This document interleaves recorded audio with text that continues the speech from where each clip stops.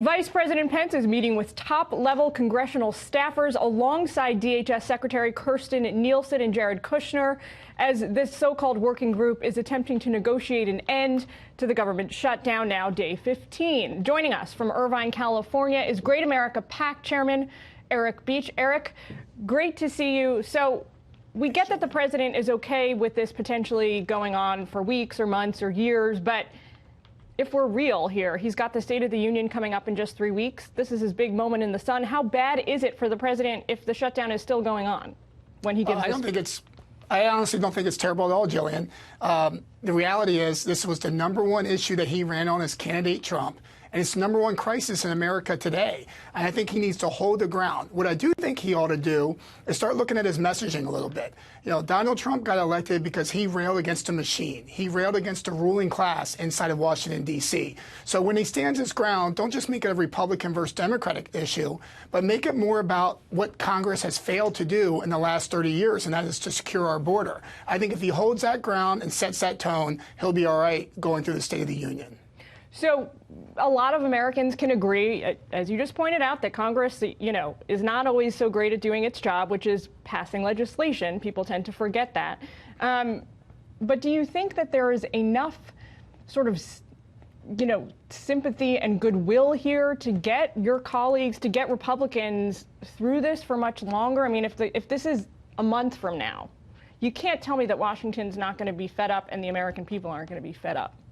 Well, it depends, right? I mean, there are things that Donald Trump can do through the executive order process and even moving funds around. Obama did it when he did climate change in 2013. He reduced emissions by 30% through power plants by executive order. So the president, I believe, simultaneously should look at reallocating funds from the Department of Agriculture, doing some public-private partnerships, and start the process. He understands the American people better than either Republicans or Democrats on the Hill do. And so what he should do is start that process and still continue to negotiate for the other things inside of the budget. And the reality here is, the American people understand that when Democrats and even some Republicans complain about how spending gets done in Washington, D.C., or does the wall work, that there's a hypocrisy there. It's the first time in many years that we've heard leaders on both sides talk about reeling in spending inside of Washington, All right, D.C. So here is, I don't want to only give you the bad stuff. So the good story, I think, for the president this week is the job numbers, right?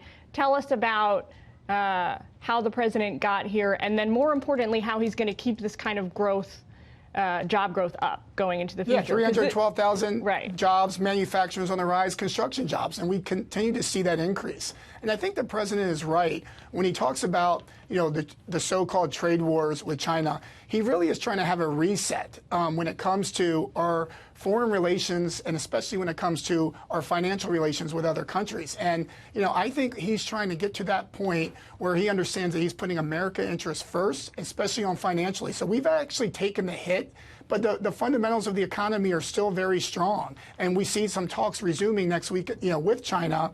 And so I think, again, the president has set that tone when it comes to the markets and also when it comes to Main Street that I think others will really jump on. I expect a great 2019 and 20, contrary to, the R word in recession that we thought could take place at the end of 18. All right. Well, Eric, we have got to leave it there. Thank you for your time today. We will check back in with you soon.